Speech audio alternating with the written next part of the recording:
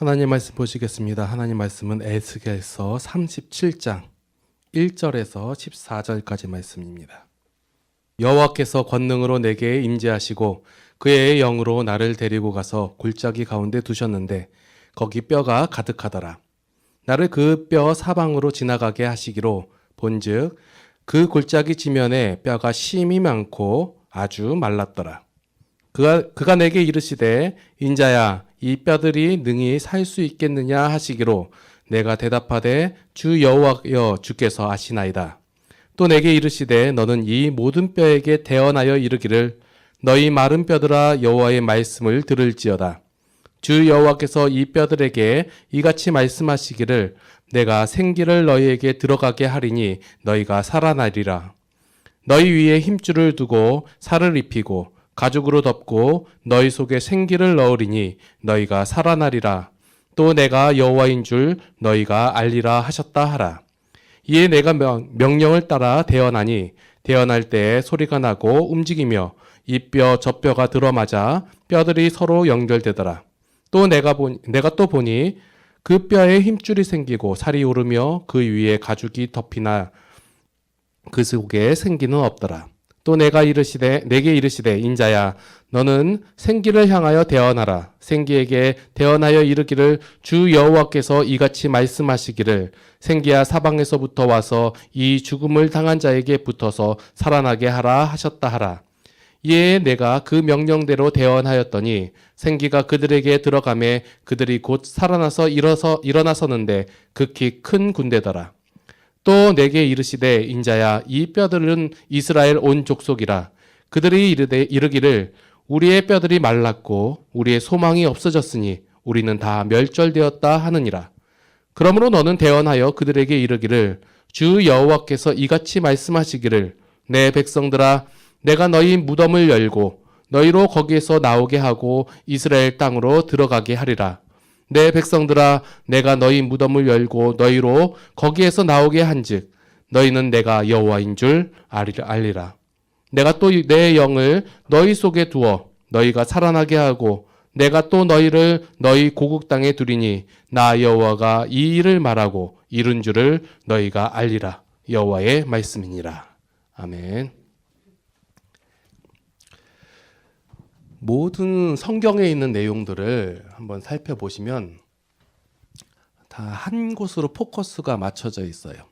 그러니까 구약에서 보면 뭐 여러 가지 사건들이 있잖아요. 사건들이 있고 그리고 나서 뭐 시가서에서 뭐 여러 가지 노래와 고백이나 지혜서의 내용이 나오고 그리고 오늘 선지서에서 나오는 여러 선지자들의 모양이 다 한 곳으로 집중되어 있는데 그것이 누구냐면 예수 그리스도로 집중이 되어 있어요. 그러면 우리가 구약을 읽을 때 지금 오늘 같은 경우 이제 선지서를 읽을 때 이 내용을 읽어가면서 무엇을 연념해 두어야 하냐면 이 모습 속에서 우리가 하나님의 모습, 예수님의 모습을 조금이라도 발견해 나가고 그 마음을 조금씩 이해해 가야 되지 않겠느냐라고 생각을 하는 거예요. 자, 오늘 말씀은 보면 에스겔이라는 선지자예요. 에스겔이라는 이름의 뜻이 여호와께서 강하게 하신다라는 이름의 뜻인데요. 선지자들의 이름의 뜻은 하나님께서 이제 그 이스라엘 백성들에게 무엇인가 메시지를 전하고자 할 때 그 선지자의 이름을 통해 가지고 보여주기도 하고 또 선지자의 모든 어떤 행함 있잖아요. 그러니까 그 퍼포먼스라고 하죠. 그런 것을 통해 가지고 하나님께서 하나님의 행하실 아니면 하나님의 의지, 하나님 말씀을 표현하기도 해요. 그래서 오늘 에스겔이라는 이름은 여호와께서 강하게 하신다라는 의미를 갖고 있는데 왜 이 이름을 가진 선지자가 이 시대의 하나님의 말씀을 선포했냐면 당시 이스라엘이 먼저 북이스라엘 같은 경우가 BC 722년경에 21년 혹은 22년 경에 아수르에서 멸망을 당하고 그 다음에 남유다가 586년경에 바빌로니아에 의해서 멸망을 당해요. 바로 이 사이에 멸망당하기 전부터 멸망할 때까지 포로로 잡혀갈 때까지 활동했던 선지자가 누구였냐면 예레미야 선지자였거든요. 지난주에 말씀을 드린 예레미야 선지자이고 이 에스겔 선지자는 어느 시대 때 활동했냐면 이제 포로로 잡혀갈 때, 포로 중. 그러니까 그 시대 때 활동을 했던 선지자예요. 자, 이 에스겔 같은 경우는 제사장이에요. 제사장의 아들로 태어나서 제사의 업무를 시작할 때쯤 그때 하나님께로부터 무엇을 받았냐면 환상을 받아요. 그게 오늘 성경 통독한 부분 1장 부분이에요. 1장과 2장 부분. 선지자마다 각각의 특색이 있는데 이 에스겔 선지자 같은 경우는 유별나게 환상을 많이 봐요. 하나님께서 환상을 통해 가지고 말씀을 하세요. 처음 나타날 때부터 환상을 보여주시는데 요 가만히 읽어보면 뭐하고 비슷해요? 우주선. 예. 내용 글씨로 읽어서 그런데 어떤 분이 이거 만들어 놓은 걸 보면 우주선 모양처럼 비슷하게 생겼어요. 그런데 요것을 보여주면서 이 환상이라는 것, 이런 것은 있는 그대로 받아들이는 게 아니라 거기서 갖고 있는 뜻, 의미 이런 것을 좀 생각해 볼 필요가 있거든요. 그러니까 뭐 각각의 의미가 있는데 결국 이 환상을 보여주시면서 하나님께서 에스겔에게 뭘 보여주시냐면 그 이름과 마찬가지로 하나님께서 이스라엘 백성들을 이제 회복시키시고 강하게 하신다 이런 의미를 갖고 있어요. 그러니까 하나님께서는 에스겔 선지자를 통해서 지금 이스라엘 백성들이 포로로 잡혀가지고 힘들어하고 어려워하고 절망 가운데 있을 때 하나님께서 에스겔 선지자를 이스라엘에게 보내심으로 말미암아 하나님께서 너희를 강하게 하실 것이다. 하나님께서 너희를 회복시키실 것이다라고 그것을 강조하시는 거예요. 알려주시는 거예요. 그래서 이 에스겔 선지자가 활동한 내용들을 보면 그 이스라엘 백성들에게 하나님의 힘, 능력, 통치 이런 것을 강조해요. 왜 이런 것을 강조하냐면 지금 이스라엘의 그 상황과 생각은 전쟁으로 인해 가지고 완전 망했거든요. 멸망당하고 완전히 이제 포로로 잡혀가고 이런 상황 속에서 아주 힘들고 어려운 상황 속에 있단 말이에요. 그래서 이 상황 속에서 하나님께서 선지자를 통하여 야, 니네가 잘못했으니까 벌 받은 거다 쌤통이다 이런 식으로 얘기하는 게 아니라 너희가 왜 멸망당했는지 왜 그렇게 당했는지 그 이유를 설명하고 그리고 나서 하나님께서 그렇지만 내가 너희를 회복시키겠다 이렇게 말씀을 전해주시는 거예요. 자, 보면 이 에스겔 선지자가 이제 선포하는 내용들 살펴보면 지금 이 이스라엘 백성들의 상태는 아주 치욕스럽고 힘들고 어려운 상황이에요. 이러한 상황이 닥친 것을 오히려 잘 됐다라고 얘기를 해요. 왜 그러냐면 이 이스라엘 백성들이 멸망을 당하고 망하고 그리고 힘든 가운데 고통 가운데 있다 보니까 우리가 왜 이렇게 됐느냐, 왜 이러한 상황이 당했느냐 하면서 생각을 하게 된 거예요. 그래서 이제 그 전까지는 뭐 선지자들이 뭐라고 얘기하든 간에 지난주 이제 예레미야 얘기를 들어보면 예레미야 선지자가 굉장히 많은 고난을 당했어요. 왜냐하면 이스라엘이 망하기 전 상태거든요. 그 망하기 전 상태에서 너희가 회개하라 돌이켜라 그렇지 않으면 망한다라고 얘기하니까 그 소리가 듣기 싫거든요. 그래서 예레미야를 때리고 박해하고 막 이런 상황이에요. 그런데 그런 상황에서 진짜 말씀대로 예언대로 성취가 됐잖아요. 이스라엘이 망했잖아요. 그리고 힘들고 어려우니까 그 당시에 떠들어댔던 선지자의 말이 기억이 나는 거예요. 아, 얘기했지. 망한다고 얘기했지. 진짜 망했네. 끝이네. 그러면 뭔가 어떤 의미인가 하고 생각을 하게 됐다는 거예요. 그래서 하나님께서 이게 오히려 잘된 것이다 라고 얘기를 하는 거예요. 여기서 우리가 생각해 볼 문제가 뭐냐면 망했잖아요. 흔히 말하면 어려움이다. 어려움. 혹시 다른 말로 우리 삶 속에서 고난. 이것을 많은 신앙인들이 뭐라고 얘기하냐면 하나님께서 신앙인을 연단하기 위해서 내리는 뭐라고 해야죠? 연단하기 위해서 이렇게 행하셨다. 하나님의 사랑의 채찍질? 예. 그러니까 가장 많이 쓰는 단어가 그거잖아요. 내가 너를 정금같이 되게 하리라라는 그 욥기서의 말씀 많이 이용을 해요.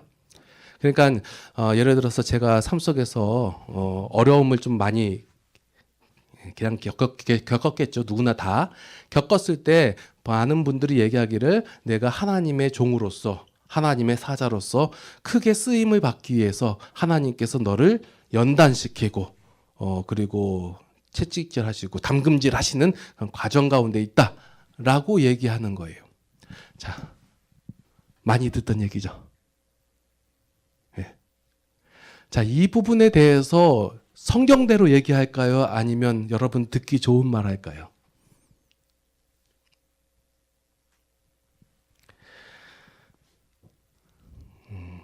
망해도 좋으니까 전 성경대로 얘기할게요. 하나님 이렇게 안 하세요. 어디 그렇게 나왔냐? 선지서만 봐도 이 내용이 보여요. 선지서만 바로 읽어도 이스라엘 백성들에게 하나님께서는 너희가 망할 것이다, 너희의 어려움이 있다, 너희에게 고난이 당할 것이다 하는 것을 하나님께서 이스라엘 백성을 만들기 위해서 이런 고난을 주고 어려움을 주고 그 다음에 망하게 하는 것을 한 것이 아니라 이스라엘 백성들이 그 죄로 인해서 그 죄로 말미암아 다가온 결과들이에요.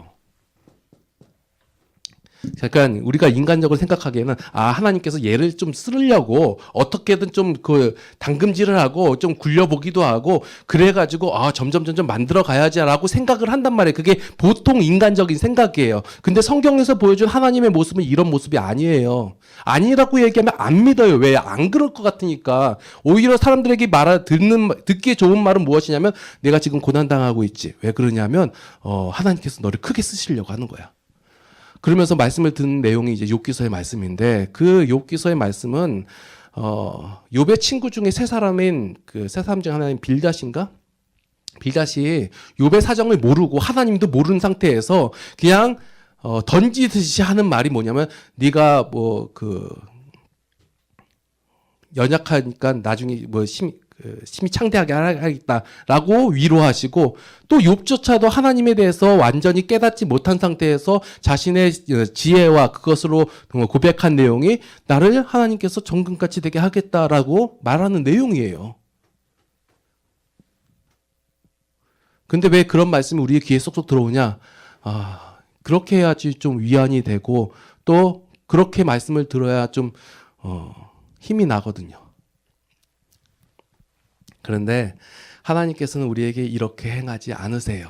자, 분명히 말씀드리면 하나님께서는 우리에게 사랑만 주시고 은혜만 주시고 회복만 주세요.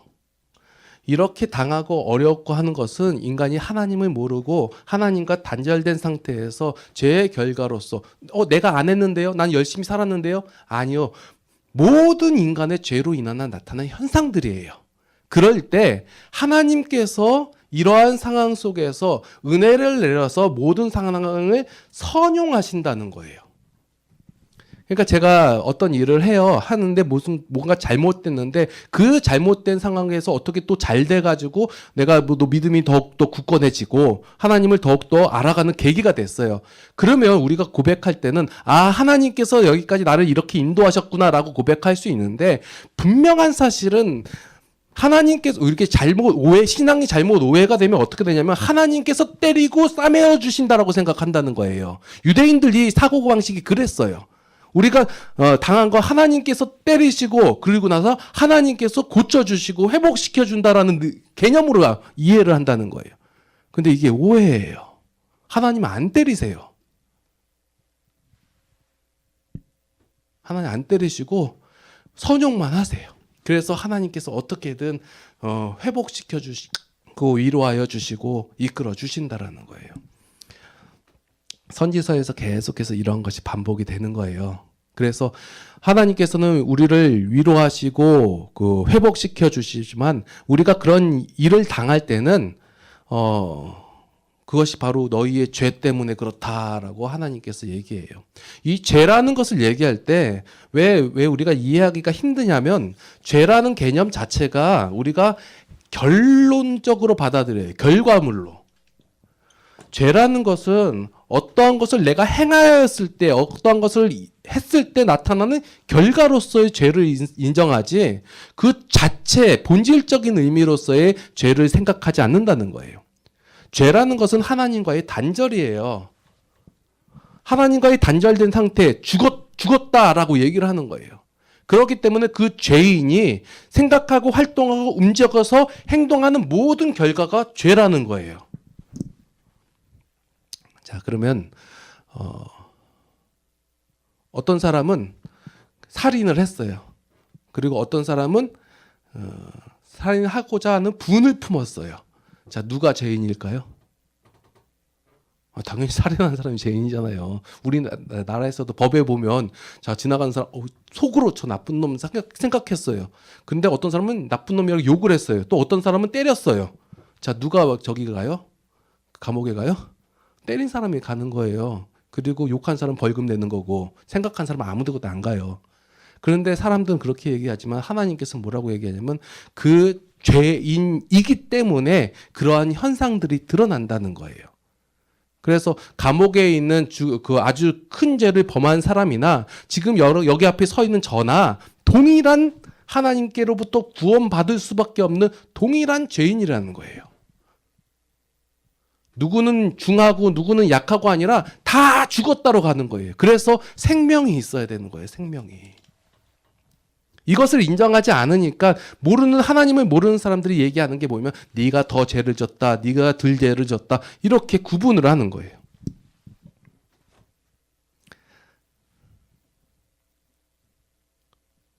모든 사람이 이렇게 죄인으로서 하나님의 것을 모르고 하나님을 인정하지 않고 있을 때 이러한 사건들이 지금 일어나는 거예요. 이스라엘에게 있어서는 가장 큰 사건이 나라가 망하는 사건이 일어난 거예요. 자, 이스라엘은 하나님께서 세운 나라잖아요. 그렇죠? 그 땅도 가나안 땅도 하나님께서 주셨고 하나님의 백성이라고 얘기해요. 그럼 하나님의 백성은 망할 수 있을까요? 안 망할 수 있을까요?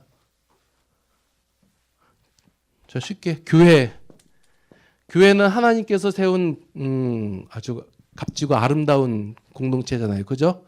교회 망할 수 있을까요? 안 망할 수 있을까요? 이스라엘도 망했는데 망할 수 있어요. 그러면 하나님이 망하게 했나요?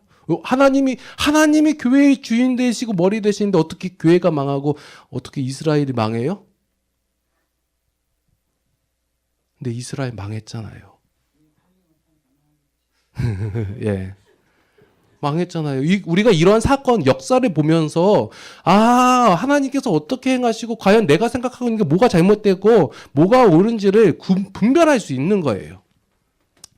자, 아무리 하나님께서 세우시고 하나님께서 원래를 주시고 마음을 주셨다 할지라도 그 구성원이 하나님을 인정하지 않으면 그 집단은 하나님은 모르는 다른 어떤 것들하고 똑같다라는 것을 샘플적으로 이스라엘을 통하여 보여주신 거예요. 자, 그 나라가 망했을 때 그 하나님께서 하나님을 섬기던 그 성전이 돌 위에 돌도 안 남기고 완전히 무너졌을 때 그 안에서 돼지로 제사도 드리고 그 안에 있는 모든 것을 다 수탈당하고 있을 때 사람들이 보면서 네 신 여호와가 어디 있느냐 하나님이 어디 있느냐 얘기하고 멸시하고 조롱하고 있을 때 하나님께서는 그것을 다 감당하시면서 선지자를 통하여 이제 말씀하시는 거예요. 뭐라고 말씀하시냐면 내가 너희를 강하게 하리라 회복하리라 회복되게 하리라 라면서 37장 39장 이후로부터 이제 말씀을 하시는 거예요.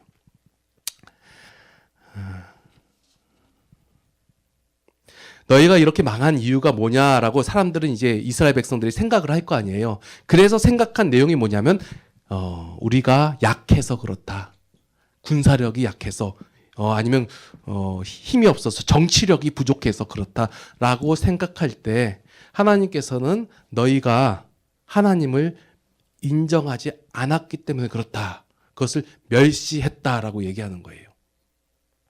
우리 그 현재 많은 기독교인들이 하나님을 멸시하고 있어요.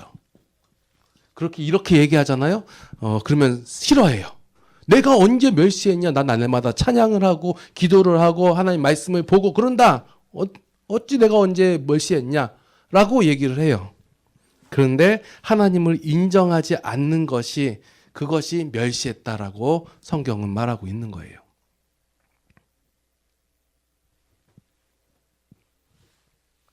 그러면서 이스라엘이 망한 이유가 뭐냐? 죄 때문이다. 왜 죄 때문에 망했냐?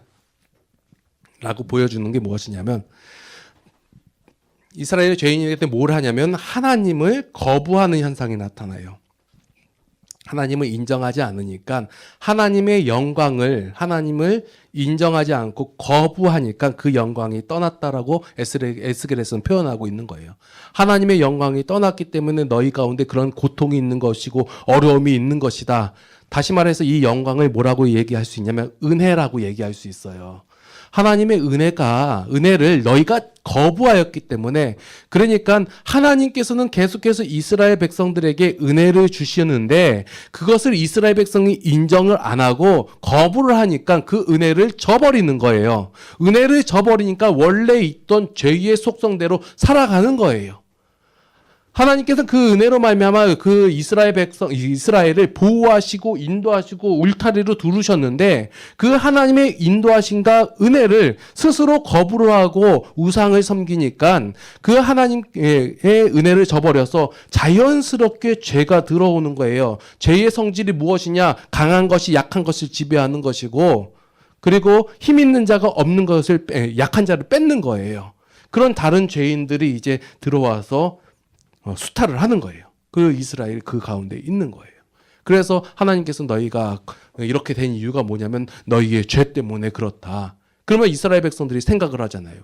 무엇이 죄이고 어떻게 해야 이 죄에서 벗어날 수 있는 것인가. 그래서 하나님의 선지자들이 선포를 하는 거예요. 자, 여기서 선포되는 내용이 우리가 생각하기에는 내가 무엇인가 행하고 내가 무엇인가 이뤄야 다시 하나님께서 은혜를 내려주시고 하나님의 영광을 우리 가운데 주시겠구나 라고 생각을 한단 말이에요. 이게 바로 인간의 생각이에요. 그렇게 생각하고 상상한 상태에서 성경을 본단 말이에요. 근데 성경을 읽을 때 우리가 충격으로 다가와야 돼요. 어떻게 충격으로 다가오냐? 내가 생각한 내용이 아니에요. 그게 뭐냐면 이제 뒷부분, 에스겔서 뒷부분에 나오는 내용이 뭐냐면 하나님께서 이제 그 선지자를 통하여 이제 새 예루살렘 여기서는 새 성소를 얘기해요. 성소에 대한 얘기가 많이 나와요. 새 성소.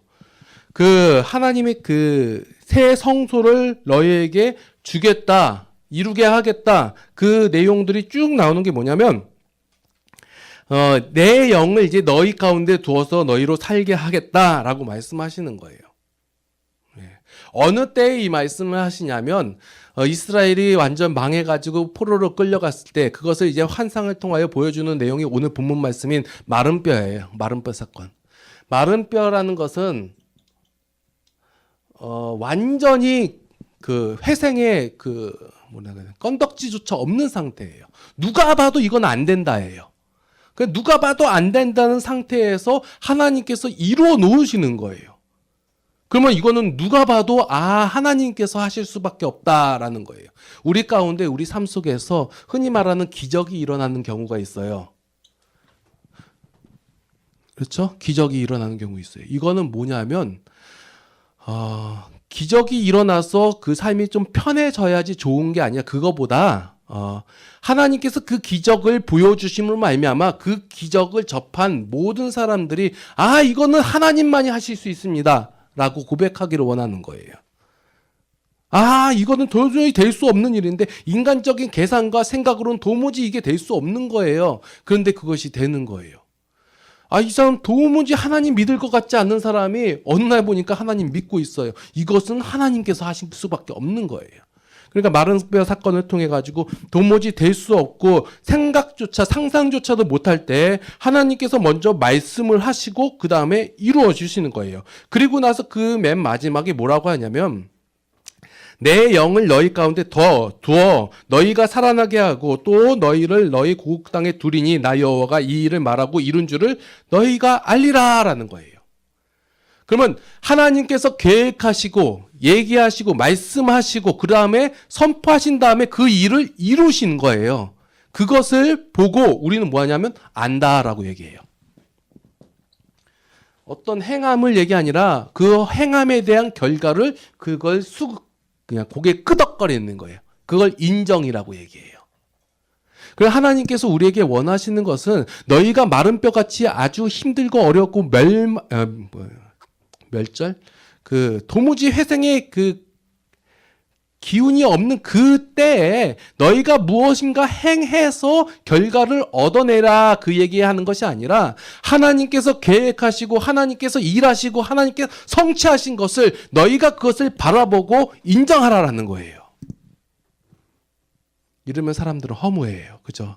내가 뭔가씩 해가지고 이루어져야 뭔가 된 것 같고, 예를 들어서 내가 그러니까 하나님을 향하여 어떤 뜨거운 열정을 보이고 하나님을 향하여 어떤 그 액션을 했을 때 그 하나님께서 일을 이루어 주시면 하나님께서 행하셨습니다라고 기뻐하면 나도 좀 마음이 좀 편하고, 그런데 그런 얘기를 안 해요.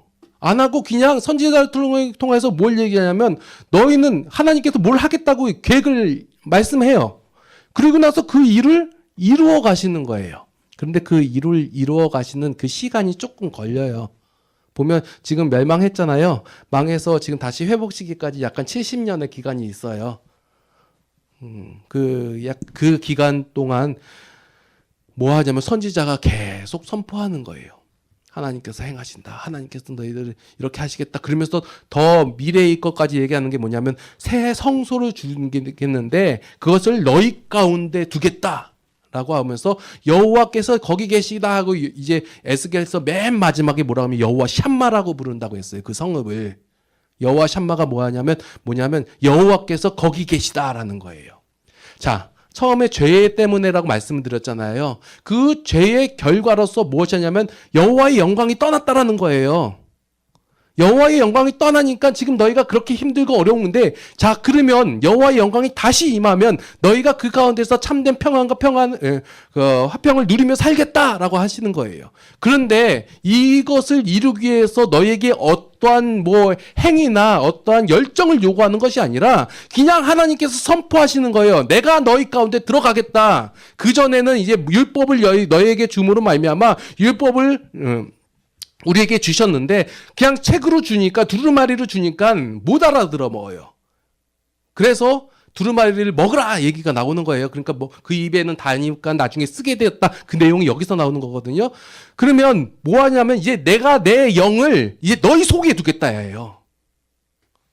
그전에는 말씀으로 그냥 게시판 돌로 신비에 적은 돌판에 적은 걸 우리에게 주었지만, 그래도 사람들이, 이스라엘 백성들이, 그러니까 우리들이 하나님을 인정하지 않고 여전히 죄를 범하고 여전히 하나님을 거부하고 있으니까 이제 하나님께서 뭐라고 얘기하시냐면 내가 내 영을 너희 속에 이제 주겠다라는 거예요.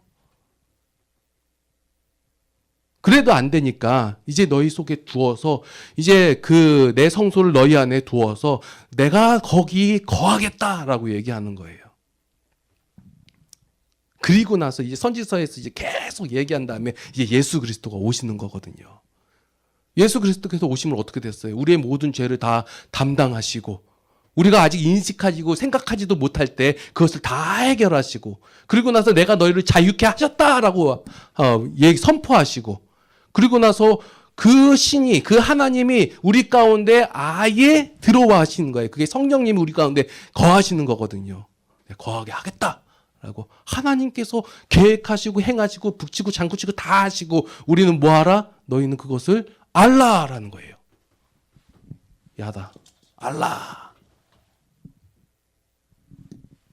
어떻게 보면 허무할 수도 있어요. 무엇인가 너희가 그 생명을 얻기 위해서 산 넘고 물 건너 바다 건너 가지고 무엇은 그 절벽에 핀 꽃을 따와야지 생명을 얻으면 좋겠는데, 그러면 뭔가 한 것 같고 뭔가 이룬 것 같고 하는데, 성경에서 얘기하는 내용이 뭐냐면 바라봐라 얘기해요.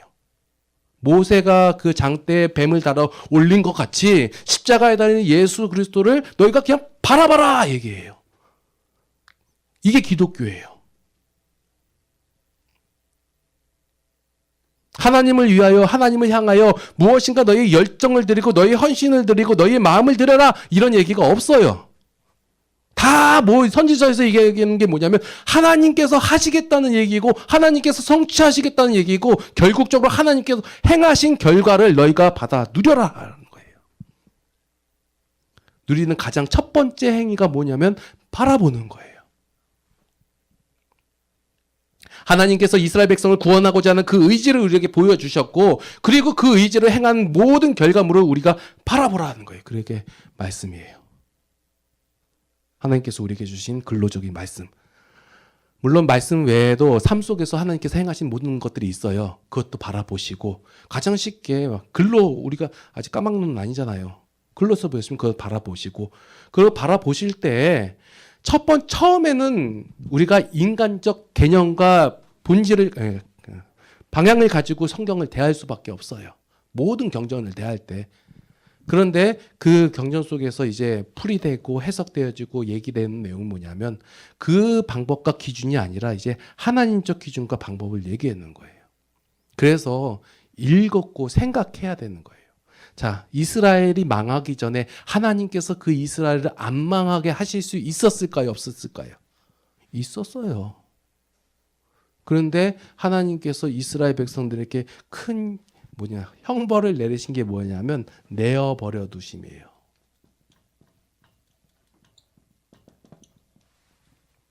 내어버려 두심. 저가 그 죄 가운데서 제 형질을 가지고 제 성격대로 그대로 행하게 그대로 내어버려 두신 거. 그 결과가 이스라엘 멸망이었다는 거예요. 그럴 때 이스라엘 백성이 너희가 생각하라 하는 거예요. 그래서 선지자를 통해서 계속 선포하는 이유가 뭐냐면 선지자들의 삶이 그렇게 좋은 삶이 아니었어요. 왜냐하면 그 사실, 본질을 얘기하니까 사람들이 싫어하는 거예요. 그건 사실이에요. 제가 목회하면서 느끼는 거지만 하나님 말씀을 전하면 싫어해요. 별로 좋아하질 않아요. 짧은 시간이지만 그래도 많은 곳에서 저희 그 말씀 사역을 했는데 하면서 느끼는 거지만 말씀이 옳다고 하면 그것을 거부하는 사람들은 많고 그것이 맞다고 하면서도 그대로 행하지 않는 사람들이 너무 많아요. 예. 그리고 그런 말보다는 솔직히 얘기해서 하나님께서 복 주십니다. 하나님께서 강하게 하실 것입니다. 하나님께서 여러분들에게 앞날을 평탄케 하시고 하나님의 큰 복이 자자손손으로 넘칠 것입니다라고 얘기하는 걸 좋아해요. 물론 저도 그 소리 들으면 좋아요. 솔직히 얘기해가지고 내 부모가 잘 되고 내 자식이 잘 될 것이다 얘기하면 누가 안 좋아요. 예, 좋아요. 감사해요. 그런데 그보다 먼저 본질적인 진리의 말씀이 먼저 선포돼야 되잖아요. 하나님께서는 이렇게 하시는 거예요. 지금 당시 오늘 에스겔에서 에스겔 선지자가 이스라엘을 향하여 선포한 그 말씀이 지금 우리에게도 동일하게 선포되고 있는 거예요. 여러분 속에 혹시 삶의 속에 고난이 있고 고통이 있고 어려움이 있고 절망이 있다면 여러분들이 그것이 있을 때 생각하세요. 생각. 뭘 생각하라는 거냐면 내가 뭘 잘못해서 이렇게 됐지. 운이 없어서 이렇게 됐지. 이걸 생각하는 게 아니라 생각하라, 기억하라. 뭘? 하나님을 기억하라. 하나님. 그러면 인정을 하는 거예요. 하나님, 저의 죄 때문에 그렇습니다. 저의 완악함 때문에 그렇습니다. 그러니 하나님 저를 긍휼히 여겨 주시옵소서. 불쌍히 여겨 주시옵소서. 이스라엘에게 행하신 하나님의 그 놀라운 회복의 역사를 저희 지금 나의 삶, 나의 가정 가운데 이루게 하여 주시옵소서. 이게 바로 하나님을 인정하는 거예요. 하나님을 바라보는 것이고 하나님을 고백하는 거예요. 그러면 이스라엘에게 행하셨던 그 하나님이 지금 나의 하나님이거든요. 내가 그 하나님의 백성이 그 하나님을 바라보고 인정했을 때 그 하나님께서 역사를 보여주심으로 말미암아 이것은 하나님께서 하셨다라는 것을 그 고백을 우리 가운데서 끌어내신다는 거예요. 그래서 여호와께 하나님께서 우리에게 계속 계속해서 보여주시는 것, 이게 뭐예요? 여호와 샴마, 여호와 라파, 여호와 이레, 여호와 니시, 이런 게 다 나오는 거예요. 그래서 우리가 선지서를 대할 때 우울하고 힘들고 어려움만 있는 것이 아니라 하나님께서 행하실 그 기대감이 그 미래에서 확신 가운데서 선포로, 이게 설교로서 나오는 거예요.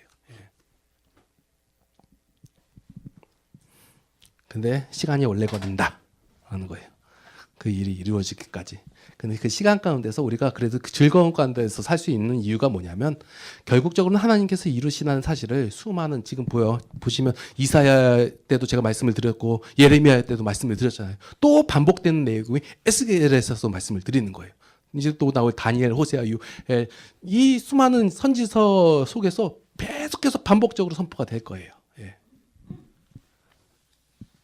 그래서 제가 좀 기도하는 내용들이 뭐냐면, 하나님 저희를 내어버려 두지 마시옵소서. 저는 악합니다. 저는 죄인입니다. 내어버리지 마시고 주의 굳건한 팔로서 나를 붙잡아 주시옵소서. 우리의 삶 속에서 기도가 되어져야 되는 거예요.